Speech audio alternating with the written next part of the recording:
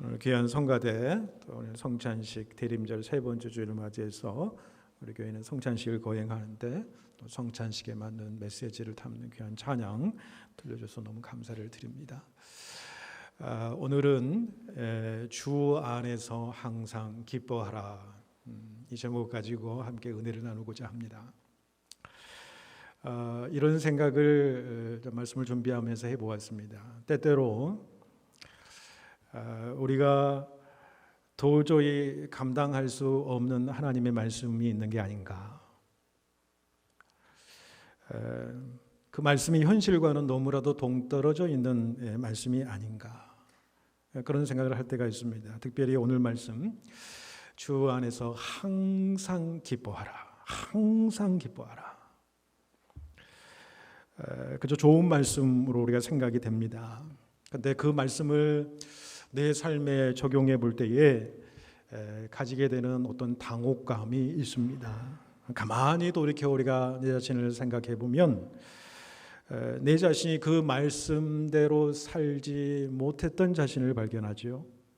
더 심각한 문제는요, 내가 그렇게 살 수 없을 것 같은 거예요. 그리고 살 자신도 없는 거지요. 오늘 본문의 말씀, 그러나 바울은 강력하게 우리에게 권면하고 있습니다. 주 안에서 항상 기뻐하라는 거예요. 그냥이 아니라 항상 기뻐하라, 이런 말씀이에요.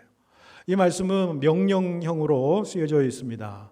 그러니까 이 기쁨이라고 하는 것은 선택 사항이 아니다라고 하는 것이죠. 상황에 따라서 해도 안 해도 되는 그런 것이 아니다라는 거예요. 반드시 해야 되는 거죠. 그리고 항상 기뻐해야 된다는 거예요. 그리고 항상 기뻐하라는 현재형이 쓰여져 있습니다. 이것은 무엇입니까? 나중에 우리의 상황이 좋아지면, 결과가 좋은 결과가 나오게 되면 그때 기뻐하라, 그것이 아니다라는 거예요. 지금 이 순간이에요. 바로 지금 이 순간 내가 어떤 상황이든지 기뻐하라, 그런 말씀이지요. 과연 이것이 가능하냐 이거죠. 지금 상황이 너무나 힘들고 어려운데, 내가 기뻐할 수 없는 상황인데도 불구하고 내가 반드시 항상 기뻐할 수 있는가? 내가 바로 지금 이 순간, 고통의 순간에 내가 하나님 앞에 기뻐할 수 있는가? 하는 거죠. 그게 여러분 가능하십니까? 여러분 삶 속에서는 그게 가능한 삶을, 여러분 신앙적인 삶을 살아가고 계신가요? 여러분, 그런데 오늘 본문에서 사도 바울은 그게 가능하다는 거예요. 어떻게 해요? 여러분, 그가 처한 상황을 여러분 한번 살펴볼까요? 지금 바울은 매우 힘든 고난의 순간에 지금 놓여 있습니다. 감옥에 지금 갇혀 있어요. 아주 끔찍한 곳입니다. 앞날을 전혀 예측할 수 없는 그러한 형편 가운데 있습니다. 밖에서 병사들의 발자국 소리가 들리면 이 순간이 오늘 내가 마지막일지도 모른다라고 하는 그런 불안의 상황 가운데에 놓여 있습니다. 그런데 바울은 이 빌립보서 전체의 말씀에서 보시게 되면은 기쁨을 계속 강조하고 있어요. 자기 자신이 기뻐하고 있다라는 것을 말씀하고 있다라는 것입니다. 그래서 사도 바울이 이야기하는 항상 주 안에서 기뻐하라고 하는 그 말씀은 그의 삶을 통해서 경험되고 검증된 하나님의 말씀, 그의 삶을 통해서 기나긴 신앙의 그 혹독한 여정 가운데서 자신의 몸으로 체화된 그 하나님의 말씀이라고 하는 거예요. 그가 말하는 기쁨이라는 것이 여러분 무엇일까요? 그리고 우리에도 가능하다라고 이야기하는 그 말씀의 뜻은 어떤 의미일까요? 여러분, 기쁨이라고 하는 것은, 사도 바울이 말하는 기쁨은 외부로부터 주어지는 그 기쁨을 이야기하는 것이 아닙니다. 외부에서 자극을 주어서 내게 기쁨의 어떤 일들이 생겨서 기쁨을 내가 만끽하는 것이 아닙니다. 세상이 주는 즐거움과 유익 때문에 내가 기뻐하는 것이 아니에요. 내가 환경이 잘 돼서 모든 일이 형편이 범사에 모든 것이 잘 이루어져서 내가 기뻐하는 것이 아니다라는 거예요. 내가 어떤 일에 대한 큰 성과를 이루었어요. 어떤 업적을 이루었어요. 그리고 그 일에 대한 성취감을 누립니다. 어떤 일에 대한 승리감에 도취됩니다. 어떤 행위를 통해서 얻게 되는 그 기쁨을 이야기하는 것이 아닙니다. 사도 바울이 이야기하는 항상 기뻐할 수 있는 그 기쁨은 외부에서 세상적인 자극으로부터 주어지는 그 기쁨이 아닙니다. 그것 때문에 우리가 항상 기뻐한다라고 하는 것은 절대 불가능한 일이에요. 절대 어느 사람도 불가능한 일이다. 그 기쁨이 무엇일까요? 사도 바울이 말하는 항상 기뻐라는 그 기쁨은요, 내면의 기쁨이에요. 내면의 기쁨. 나는 감옥에 갇혀 있고 어려운 형편 가운데 있고요, 핍박 가운데 있어요. 힘들어요. 어려워요. 고통 가운데 있어요. 육신이 아픈 가운데 있어요. 그래도요, 뭐예요? 내 안에는 기쁨이 흘러넘치는 거예요. 이 내면의 기쁨을 이야기하는 거예요. Silent joy라고 영어에서 표현합니다. 침묵의 기쁨이라는 거예요. 외부에서 주어지는 자극을 통해서 주어지는 기쁨은 버블 조이예요. 뭐냐면 탄산수처럼 확 타올렸다가 금방 꺼져버리는 그런 기쁨이에요. 세상이 줄 수 없는 그 기쁨, 침묵의 기쁨, 내 안에 속에서 흘러나오는 기쁨. 그래서 남에게 자랑할 필요도 없어요. 그저 내 자신이 예수 그리스도의 존재 안에서 누리는 참된 이 존재의 기쁨을 이야기하는 것입니다. 존재의 깊이에서 흘러나오는 그 기쁨이에요. 근데 그 기쁨은 어디서 흘러나오냐? 예수 그리스도 안에 있을 때 예수 그리스도의 깊은 생명샘이 내 존재의 깊이에서 흘러나와서 그 예수 그리스도 안에서 누리게 되는 존재의 기쁨, 그 기쁨을 오늘 사도 바울이 이야기를 하고 있다는 거죠. 우리가 세상을 살아가다 보면 기쁜 일도 있지요, 즐거운 일도 있습니다. 그러나 힘들고 어렵고 슬프고 외롭고 참 고단하고 속상할 일도 얼마나 많습니까? 그럼에도 기뻐할 수 있다는 거예요, 사도 바울은. 왜요? 성도들은요, 어떠한 상황 속에서도, 어떠한 형편 속에서도, 어떤 아픔과 고통과 슬픔과 그 모든 것들을 이길 수 있는 기쁨의 원천이 우리 가운데 있다는 거예요. 아니, 그것과 상관없는 또 다른 차원의 기쁨이 있다. 그것이 바로 주님 안에 있는 기쁨이다라고 하는 겁니다. 오늘은 이 바울의 말씀을 통해서 우리를 영원토록 우리의 생명 저 깊은 곳에서 우러나오는, 그래서 항상 있는 기쁨을 하나님 앞에 올려드릴 수 있는 존재의 기쁨자로 우리를 초청하고 있다라고 하는 사실을 우리가 믿음으로 바라볼 수 있기를 바랍니다.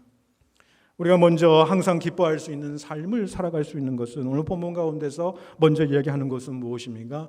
우리가 주 안에 있을 때 가능한, 주 안에 있을 때 가능한. 이것을 설명할 수 있는 이야기가 있습니다. 허드슨 테일러라고 하는 유명한 선교사님이 있습니다. 중국 내지 선교를 창시하고 중국 선교를 활짝 열었던 창시자입니다. 내지 선교라 하면 어떤 것이냐면은, 우리가 우리나라에 선교사님들 오는 것을 우리가 보더라도 내지 선교가 있는, 내지 선교로 하신 선교사님도 있지만은 주로 도심 선교입니다. 제일 번화한 도시에 들어와 가지고 자신의 삶을 따로 유지합니다. 그래서 지금도 보면은 그 서양의 선교사님들이 서양식으로 집을 짓고 서양식으로 옷을 입고 그러면서 복음을 전하잖아요. 그런데 내지 선교라고 하는 것은 그런 게 아닙니다. 도시로 들어가서 선교하는 것이 아니라 중국 내륙으로 들어가서 선교를 하는 것이지요. 그래서 그 내륙에 사는 그 사람들, 그 중국인들과 똑같은 머리를 하고요, 똑같은 옷을 입고요, 똑같은 젓가락을 사용하면서 같은 음식을 먹고 같이 생활하는 이 내지 선교를 감당했던 아주 위대한 선교사 허드슨 테일러. 이분도 중국 선교를 할 때에 중국 선교의 열매가 나타나지 않은 거예요. 성과가 나타나지 않은 거예요.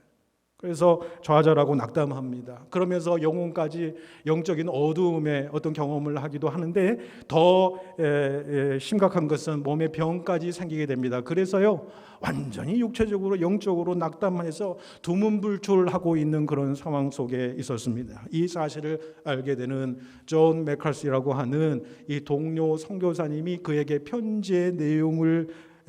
편지를 보내는데, 그 내용을 보고 그가 힘을 얻고 다시 일어서게 되는 거예요. 그 편지의 내용은 요한복음 15장의 포도나무와 가지의 비유에 대한 예수님의 말씀을 그것을 풀이하면서 얘기를 하면서 무슨 얘기를 하냐면은, 주님이 내 안에서 일하게 하십시오. 당신 안에서 일하게 하십시오. 스스로 애쓰고 버둥대지 말고 주님 안에 거하시기만 하십시오. 믿음은 구하려고 애쓰는 것이 아니라 그저 신실하신 그분을 의지하는 것입니다. 그래서 이분이 이 편지를 듣고 감동을 받습니다. 그래서 요한복음 15장을 더 묵상하지요. 특별히 요한복음 15장 5절에 뭐라고 합니까? 나는 포도나무요 가지니 그가 내 안에 내가 그 안에 있으면 이 사람은 과실을 많이 맺나니 나를 떠나서는 아무것도 할 수 없느니라. 그러면서 같은 장 10절 11절에 너희가 내 사랑 안에 거하라. 그리하면 내 기쁨이 너희 안에 있어 너희 기쁨을 충만하게 하려 함이니라 라고 하시는 말씀이에요. 그 친구가 보내주는 서신과 요한복음 15장을 묵상하면서 그가 깨닫게 되고 그가 회복하게 된 그 진리를 영국의 누이에게 편지를 하면서 짧게 이렇게 표현을 했습니다. 내 영혼의 고통이 최고조로 달했을 때에 사랑하는 내 친구 메카시가 보낸 편지의 한 구절에 내 눈을 뜨게 해주었지.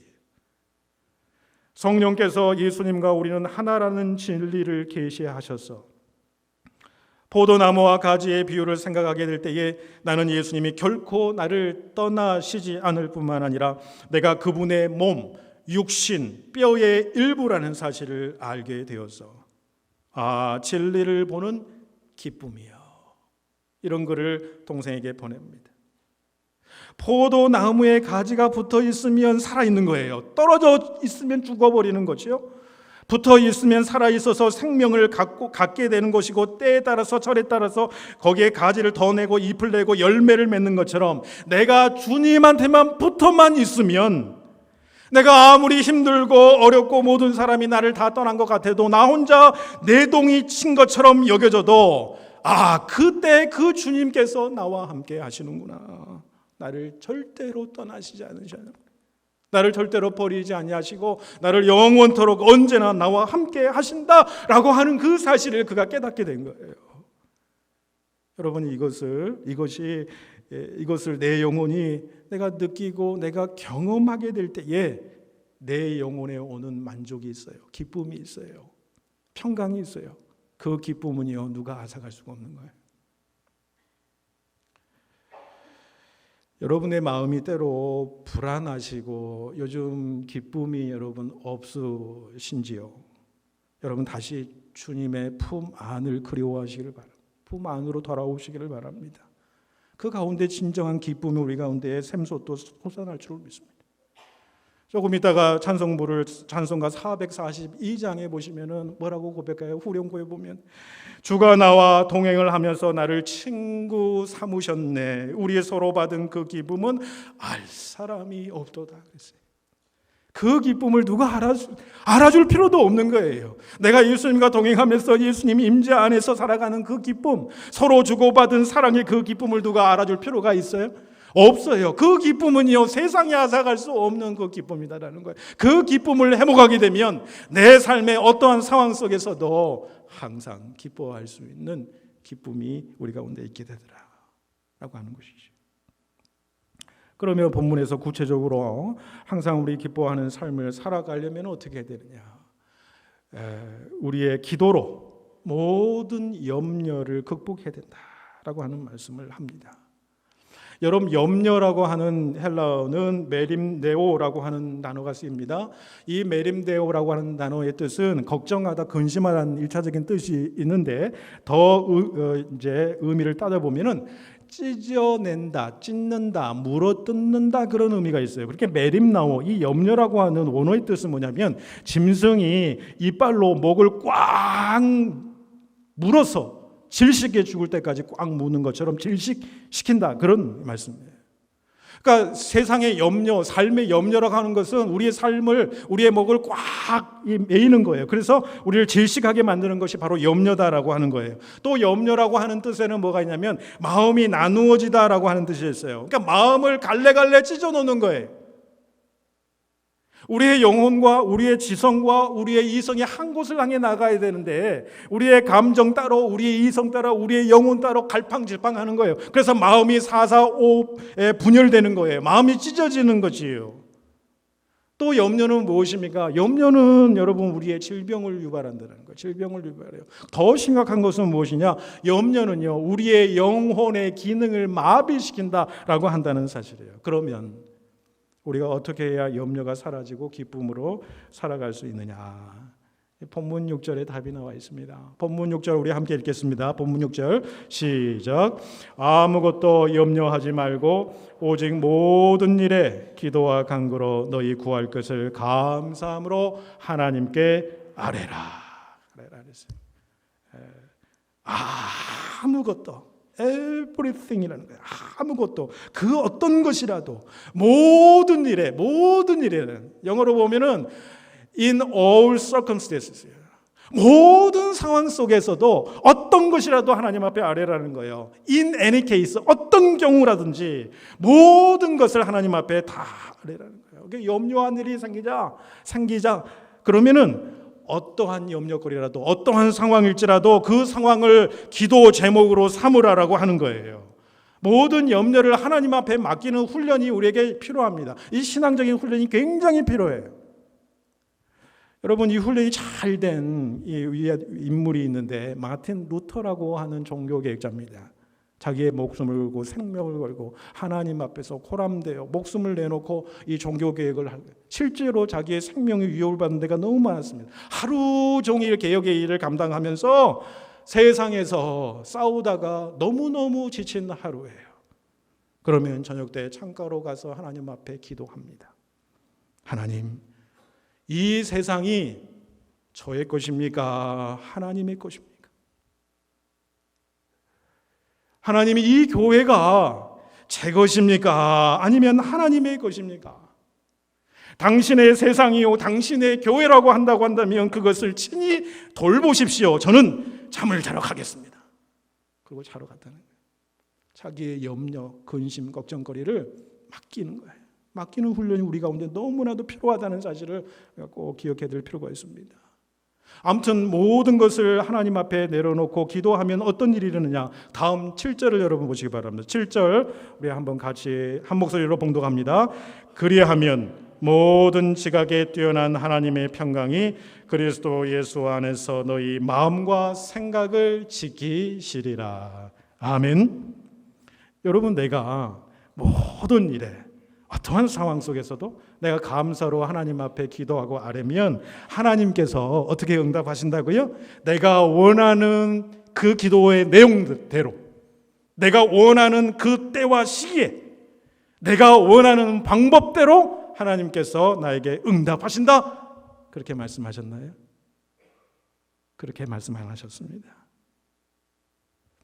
우리가 어렵고 힘들 때에 즉시 하나님, 저에게 닥친 이 문제를 하나님 해결해 주십시오라고 우리는 간절히 하나님 앞에 무릎 꿇고 기도해야 돼요. 목숨 걸고 하나님 앞에 나가야 돼요. 부르짖어야 돼요. 그런데 그때 하나님께서 네 원대로, 네 소원대로 그렇게 해 주실 수도 있고 안 해 주실 수도 있다라고 하는 거예요. 그런데 분명한 것은 무엇인지 아십니까? 내가 그렇게 하나님 앞에 부르짖고 나아가고 그렇게 기도하다 보면은 하나님께서 나에게 언젠가 내 기도 속에서 하나님의 마음의 평안을 주님께서 허락해 주시더라는 거예요. 여전히 문제가 내 앞에 있어요. 여전히 고통의 상황에 가시지 않았어요. 그런데 하나님 앞에 부르짖고 하나님 앞에 무릎 꿇고 나아가서 기도하다 보면은 하나님께서 나도 모르게 하나님 그 평강을 내게 허락해 주신다는 거예요. 내 마음과 생각을 지키시는 거예요. 마음의 기쁨을 주시고 다시 담대함을 주시고, 이전에 기도하기 전에는 두려움에 쌓여 있었는데 내가 기도하니까 내 마음속에 평안을 주시는 거예요. 담대함을 주시는 거예요. 넉넉하게 내 그 일을 감당할 수 있으라고 하는 믿음이 내 가운데 생기는 거예요. 그러면서 보십시오. 모든 지각에 뛰어난 하나님이라고 그랬습니다. 모든 지각에 뛰어난 하나님. 여러분, 하나님이 인간은 하나님의 형상대로 창조했기 때문에 우리 인간도요, 사물을 분별할 수 있는 지각의 능력이 우리 가운데 다 있지요. 그런데 여러분, 인간의 지각에는 한계가 분명코 있다라고 하는 거예요. 한계가 있어요. 그러나 하나님은 어떤 분이시냐? 모든 지각에 뛰어나신 분이시다라는 거예요. 여러분, 이게 무슨 말씀입니까? 모든 사물의 그 근원과 그 원리와 그 모든 것들을 깨달아 꿰뚫어 보시는 하나님이시다라는 거예요. 모든 인생살이의 처음과 나중과 모든 삶의 구석구석을 다 알고 계시고 인생 전체를 바라보시는 하나님이시다라는 거예요. 모든 역사의 흐름을 그분께서 역사하시고 그분께서 완성에 이르실 때까지 그분께서 모든 것을 다 이루어 가신다는, 역사를 꿰뚫어 보시는, 역사의 알파요 오메가요. 여러분, 특히 우리의 인생 전체를 하나님 보시는 분이세요. 모든 지각에 뛰어난, 우리는 우리의 아픔과 고통과 하나님 앞에 기도할 때 우리의 인생, 지금 바로 닥친 고통과 현장, 그 순간밖에 우리는 사실 알지 못해요. 내일은 우리가 알지 못하잖아요. 그런데 그 하나님은 우리의 인생 전체를 꿰뚫어 보시는 분이라는 거예요. 여러분, 어머니의 뱃속에서 여러분이 있을 때 여러분 기억하십니까? 그러나 하나님께서는 여러분께서 여러분의 모태에서, 여러분 태에서 있을 때부터 여러분을 지키시고 인도하시고 함께 하셨고, 지금 이 순간에도 함께 하시고 저 영혼의 세계까지 함께 하신다는 거예요. 나를 나보다 잘 아시는 그 하나님이, 그분이 모든 지각에 뛰어난 하나님이시라는 거예요. 내 인생 전체를 꿰뚫어 보시는 하나님, 전체를 바라보시는 하나님이시라는 거예요. 그 하나님이 내게 중요한 것이 무엇인지 아신다. 무엇이 네 인생 가운데 정말 중요하고 필요한 것인지 아신다는 거예요. 그래서 그 믿음이 우리 가운데 생기잖아요. 그럼 우리는 고백하게 되는 거예요. 어찌됐든 간에 하나님께서 더 좋은 것을 우리에게 주실 것이야. 나는 이해하지 못하지만은 주님 더 좋은 것을 주실 것이야. 하나님의 때와 하나님의 방법으로 그 일들을 이루실 거야. 그러니 나는 하나님 앞에 온전히 맡긴다라고 하는 믿음이 생긴 거예요. 합력하여 선을 이루실 것이다라는 생각. 이 믿음이 생기게 되면 어때요? 마음에 평강이 오게 돼요. 그게 하나님께서 우리의 마음의 생각과 뜻과 이런 것들을 지키시는 거예요. 여러분, 기도하시다가 계속 기도하시다가 울부짖고 기도하십시오. 그러다가 하나님께서 어느 순간 성령이 감동하시면서 내 마음에 평강이 막 찾아와요. 그 염려에 휩싸였던 그 마음과 생각이 다 정리가 되고요. 그 하나님 안에서 누리는 놀라운 평강을 내 마음속에 누리는 거예요. 기쁨을 누리는 거예요. 여러분, 그때에 하나님의 놀라운 응답이 이루어진 줄로 믿으시기를 바랍니다. 하나님은 그렇게 역사하신다라고 하는 사실이에요. 여러분, 구약에 보면 아람 군대가, 지금의 이제 시리아 땅이에요. 수리아. 옛날에 수리아라고 했죠. 이 아람 군대가 북이스라엘을 다 이렇게 넘봤단 말이에요. 그런데 희한해요. 이 아람 나라에 벤하닷이라고 하는 호전적인 왕이 있었는데 북이스라엘을 자꾸 정복하려고 하는 거예요. 그래서 자기 동료들과 자기 군사들과 더불어서 비밀 회의를, 작전을 할 때마다 아니 그 작전이 다 새 나가는 거예요. 북이스라엘이 다 알게 되고 미리 다 예비를 하게 되는 것이지요.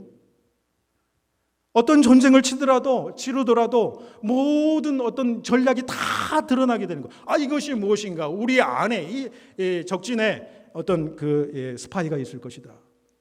그러면서 이 아람 군대의 병사가 무슨 말을 하느냐?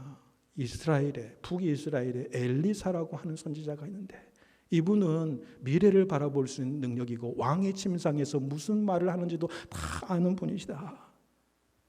그러니까 이 엘리사를 처치해야지 북이스라엘 우리가 먹을 수 있다. 잡을 수 있다. 그래서 어떻게 됩니까? 여러분, 아람 군대가요, 새벽에 어떻게 됩니까? 엘리사가 거주하고 있는 도단성입니다. 군사도 없어요. 이 도단성을요, 새벽에 완전히 휩싸여서 겹겹이 포위를 합니다. 새벽에 일어나서 엘리사의 사환이 밖을 내다보니까 큰일 난 거예요. 얼굴이 새하얗게 찔려버리는 거예요. 절망해서 엘리사에게 가서 얘기합니까? 네 주여, 이런 일이 생겼는데 우리가 어찌하리까? 우리 망하게 됐습니다. 그런 말 아니겠어요? 그런데 엘리사는요, 뭐라고 얘기한지 아세요? 두려워하지 마라. 우리와 함께하는 자가 저들과 함께하는 자보다 많으니라. 이게 무슨 뜻이에요? 눈으로 보이지 않잖아요. 그런 다음에 엘리사가 기도하죠. 여호와여, 원하건대 그의 눈을 열어서 보게 하소서. 기도했더니 여러분, 하나님이 사환의 영적인 눈을 열어주시는데 뭐가 보이냐? 불말과 불병거가 산에 가득해서 자기 자신, 우리 진을 두르고 있는 것을 보게 되는 거예요. 여러분, 기도하면 이런 역사가 일어날 줄로 믿습니다. 우리가 현실의 눈으로는, 육안의 눈으로는 보이지 않아요. 그러면 하나님께서는요, 우리가 기도할 때 눈에 보이지 않지만 눈에 보이지 않는 하나님의 영적인 군사들이요, 불말과 불병거를 우리의 삶에 진 모든 곳에 쳐놓고 우리를 보호하시고 인도하시고 나아가신다라고 하는 거예요. 여러분, 이것이 우리가 기도할 때 하나님이 역사하시는 방법이다라는 겁니다. 하나님이 책임지신다는 거예요. 기도하면, 감사로 하나님 앞에 아뢰면 전능하신 하나님의 손에 여러분 모든 걸 맡기시기를 바랍니다. 또 마지막으로 하나님, 또 항상 우리가 기뻐하는 삶을 살아가면 우리의 마음과 생각을 늘 지켜야 된다. 8절을 여러분 보시면, 끝으로 형제들아 무엇이든지 어떻게 하며 무엇이든지 어떻게 하며 이러한 것들을 제일 마지막에 어떻게 생각? 이것들을 생각하라. 내용보다도 여러분 생각하라라고 하는 메시지에 여러분 방점을 찍어서 보시기를 바랍니다. 여러분, 속담에도 그런 말이 있지 않습니까? 콩 심은 데 콩 나고 팥 심은 데 팥 난다. 우리가 어떤 생각을 뿌리느냐가 굉장히 중요하다는 거예요. 생각이 행동을 낳고요, 행동이 습관을 낳고요, 습관이 뭘 낳습니까? 성품을 낳고 성품이 우리의 운명을 가른다, 그렇게 이야기하지 않습니까? 생각이 무엇입니까? 우리의 마음이에요, 마음. 그래서 잠언 4장 24절에는 너희가 힘써 지키라, 마음을 생명의 근원이 여기서 나기 때문에, 그렇게 말씀하지 않습니까? 본문 8절에 바울은 인생의 긍정적인 덕목들을 생각하라는 거예요. 참된 것을 생각하는 거예요. 늘 경건한 것들을 생각하는 거예요. 옳은 것, 정결한 것, 사랑스러운 것, 칭찬을 할 만한 것, 덕스러운 것들을 늘 생각하는 거예요. 신앙적으로 긍정적인 것들을 너희들이 계속해서 생각하라는 거예요. 습관이 되도록 생각하라는 거예요. 그 습관이 우리의 성품을 이루고 그 성품이 우리의 운명을 가르게 된다, 그런 말씀이잖아요. 여러분, 부정적인 생각을 다 하는 사람들에게는요, 기쁨이 없어요. 만사가 불평이고 짜증입니다. 이제 우리의 시선과 시각을 바뀌어야 될 줄로 믿습니다. 하나님의 시각으로 긍정적으로 다 신앙의 덕목들을 생각하면서 그것들을 바라봐요. 그것이 내 마음에 항상 들어오게 해야 된다는 거예요. 여러분, 그러게 될 때 하나님이 크게 보여요.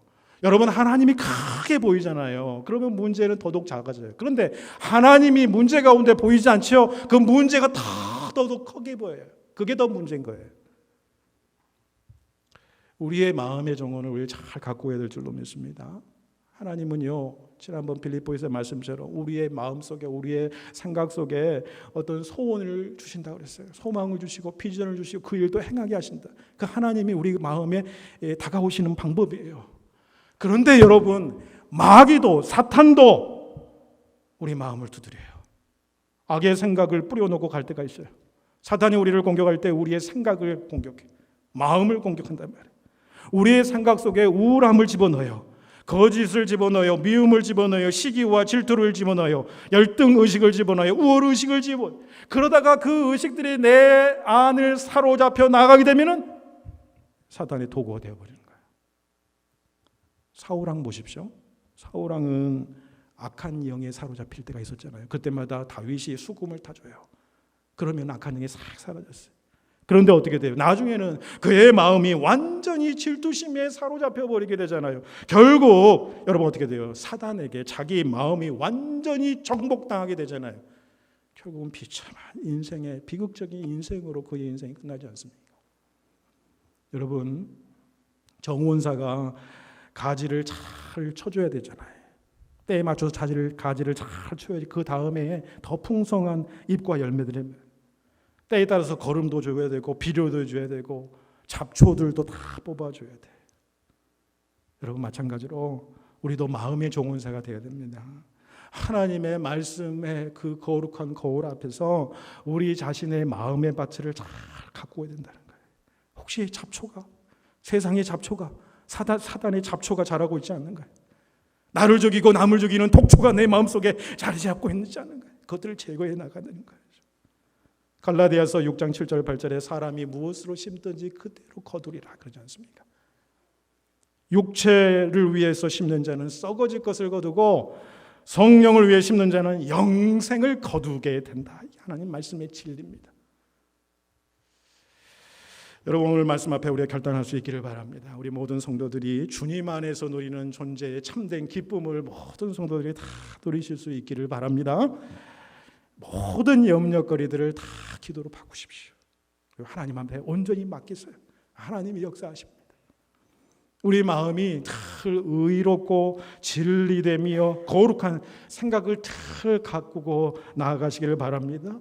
성령께서 우리의 마음을 주장할 수 있도록, 그래서 평강의 하나님이 여러분과 늘 함께 동행해 주시는 참된 기쁨이 여러분 삶 가운데 충만하게 임하기를 축복해 드립니다. 기도드리겠습니다.